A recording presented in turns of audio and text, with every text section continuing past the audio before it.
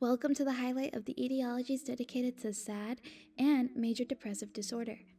For etiologies, it is dedicated to finding the causes or group of causes that lead to a condition being diagnosed. For SAD, the biological etiology, which is what this highlight will be focused on specifically, follows reduced sunlight and fall and winter, which disrupts the circadian rhythm, as our bodies will biologically produce our hormone melatonin, which is basically the pacemaker of our circadian rhythm.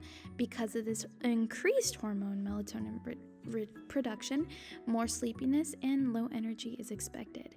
Alongside this, decreased serotonin activity, which is linked towards the depressive mood, and a possible vitamin D deficiency, as with less sunlight, there is less synthesis of this hormone.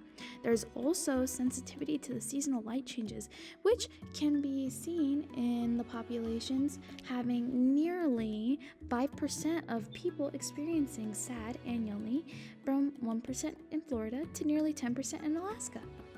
For SAD, it typically begins in young adulthood from 18 to 30 years old and increases the farther you live from the equator.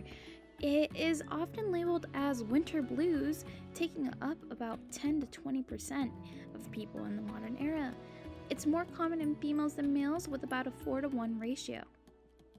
Similar to SAD, MDD, major depressive disorder, follows an imbalance of neurotransmitters such as serotonin, dopamine, and others.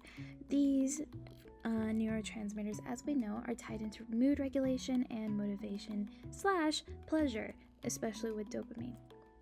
There's also a genetic component that ties into MDD being passed down with almost a 40% heritability, and it basically implies that you are at a higher risk of being diagnosed with MDD if there is a history of it within your family. There's also brain differences tied into it, with reduced activity in the prefrontal cortex and overactivity in the amygdala, which can be tied into hormonal factors.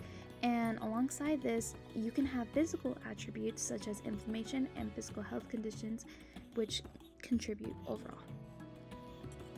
And for the prevalence of MDD, it affects about 7 to 8% of adults in the United States each year and has a lifetime prevalence of around 15 to 20% of people.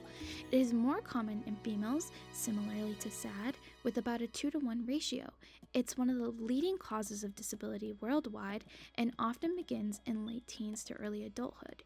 It's